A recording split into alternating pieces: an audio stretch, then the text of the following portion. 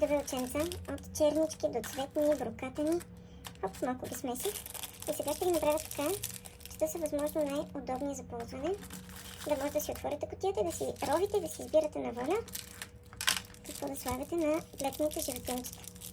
Защото играчката става истински оживяла, чак след като сложим хубави очички.